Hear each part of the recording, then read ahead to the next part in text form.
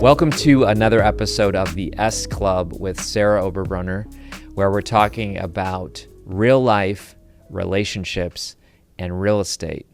And in these first few episodes, I'm the brother, Carrie Oberbrunner, and I'm going to be interviewing Sarah. We started with the origin story, so if you missed that one, definitely go back and listen to that one. But today we're talking about real life. So Sarah, we're going to jump in and talk about real life, something that a lot of people aren't comfortable with. Mm-hmm. You know, we live in a world today where a lot of people wear masks. Mm-hmm. That was my own journey too. Maybe we'll get into that sometime. But you really have said over the last few years, I'm willing to take the mask off. Mm-hmm. And so even on episode 2, you're going to take a jump in with vulnerability. What was 2019 like for you? 2019 was the hardest year of my life. And I used to refer to it as like the year of my breakdown, but I've changed that to my breakthrough. Oh, that's cool. Just from the lessons that I took from that. But see, let's even talk about that for a moment. Because a lot of our listeners will think of the breakdown, and you're right, they'll define it that way, and that casts a shadow on it. But you've now rewritten even that term. I think language is powerful. What did changing even the identity of that period do for you? Yeah, I can't change what happened in my past, but I can change the way that I look at it. And I can say now, 5 years after from coming through that it definitely needed to happen, and it was probably the best thing that happened in my life. Yeah. But if you would have asked me that 6 months into it, right, I couldn't have said that. So you were successful before, you're successful now, but in 2019, for whatever reason, you struggled with an ongoing increasing pressure of anxiety. Mm-hmm. Yeah, I would say that in this industry, for me, I was always identified by how much I sold. And I look back in a lot of my past positions that I had as well, and they were all sales. So when you are constantly under that pressure to perform, it's hard to keep afloat, especially when you're coming from an industry that doesn't have any boundaries. Right. We don't have any set hours. We don't have any time off. And for me, it was that constant desire to be in that number one spot was just way too much pressure for me. And but you were in the number one spot for a while. I was, yeah, absolutely. I mean, I would say consistently year after year I was in the number spot, though, it would be on a professional level. But if you really knew me inside, you would know that I was definitely number 3 and 4 in all other areas of my life. Gotcha. So on the outside, I would say it appeared like I had everything going for me. But on the inside, I was just waiting for that ball to drop because I didn't know how much longer I could handle that pressure. Yeah. Well, I even remember seeing you'd come to some of my events for authors and entrepreneurs, and you would be there crushing it, serving our clients, but then you also had to be like running your deals and your sales. So I could see that you were pressured.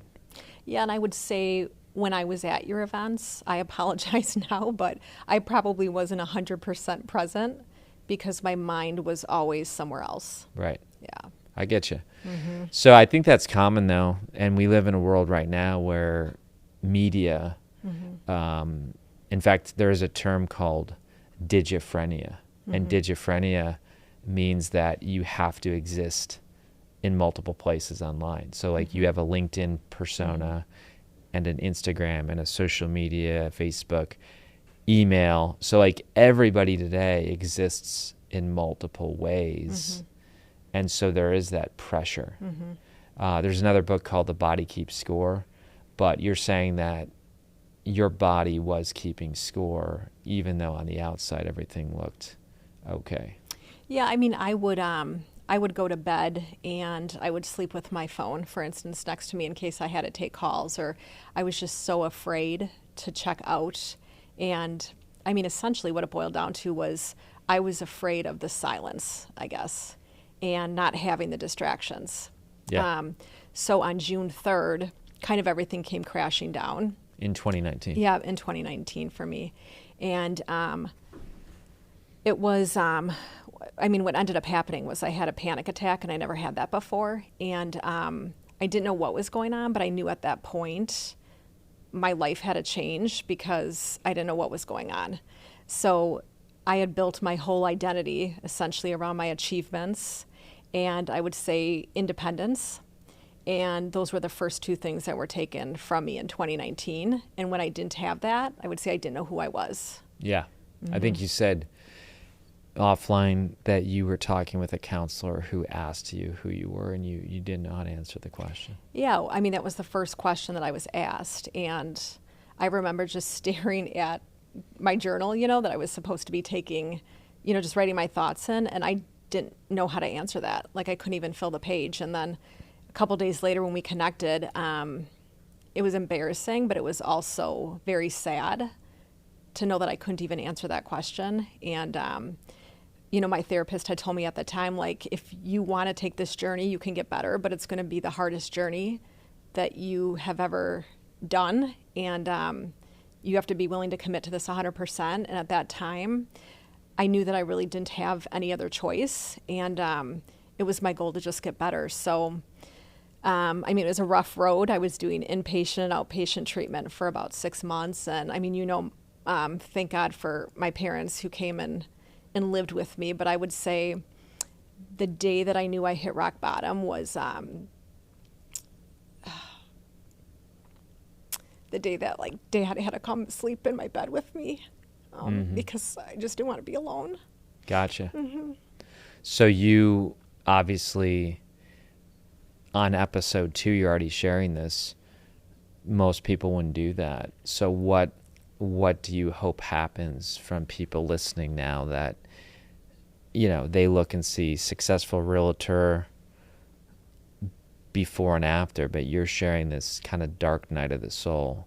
What do you hope somebody hears today? I think that it's okay to not be okay. And I think all of us struggle with these things. And we don't know that when we look at somebody, we don't know their story.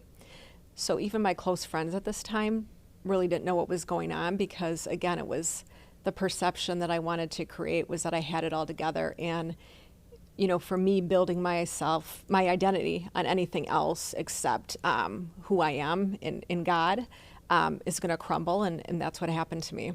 Wow. And I thought I was going to be the last person because my whole entire life, people would always say, gosh, I don't know how you do so much. You're strong. Yeah, you're strong. You're so busy. You're just so independent. You're successful. And I just couldn't admit when it all fell apart that I was in a rough spot. Yeah. But I've seen you over time post about this. Mm-hmm. And what do you feel like has been the response when you've posted afterwards? Hey, here's what was going on and here's how I got through. What do you think it does to people?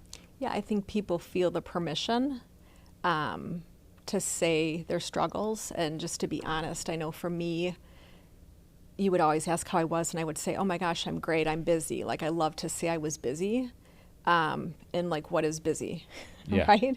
So now if you even ask me people would question hey, what are your hobbies or what do you do outside of work? And I just never really had anything but work. So now if you would ask me that, I could answer those questions completely different. So what do you like to do? Great. So, I have a whole morning routine now where my mornings before used to be so rushed. And the first thing I would do would be grab my phone and I'd be responding to emails at 5 a.m. And, now I get up, I have my protein shake, I do gratitude. An amazing dog. Yeah, take my dog out. I do gratitude, that's super important for me. I read a morning devotion, I'm in prayer, and then I go right to the gym and work out. And I would say my priorities are just so much better aligned than they were before. Before it was work, work, work. And I just have my priorities aligned. And the funny thing about it would be that I thought that I would lose clients because they would think that I wasn't productive or I wasn't as available. And that's the last thing that happened. I would say I've never had just more referrals in my life than I do now. And I think people appreciate somebody who has boundaries and who's able to know what works for them. Yeah. Well, I know we're going to end each episode of the S Club with a question that my coach and your coach, Dan Sullivan of Strategic Coach, asks. And I think it's a great question. But specifically, he calls it the R factor question. And it basically is that if we were having this chat 3 years from today, what would need to happen both personally and professionally for you to be happy with your success, and let's put it in the area of real life. So what do you think would need to happen 3 years from now, 2027, we're sitting here in the topic of real life? What would need to happen? Yeah, I would say when I look back, I'm definitely not where I want to be with just the growth that I still have to do, but I think that I'm not where I used to be. Gotcha. So I would say just to continue to be on this journey of really understanding myself and being comfortable with who I am. Yeah, perfect. Well, that concludes this episode. We're going to stay on camera for the S Club Encore. I know that's a special segment of each podcast where when you have a guest or a specific topic, we're going to spend a few more minutes off camera and only give that encore to the S Club clients that you have. So I look forward to that encore. Thanks.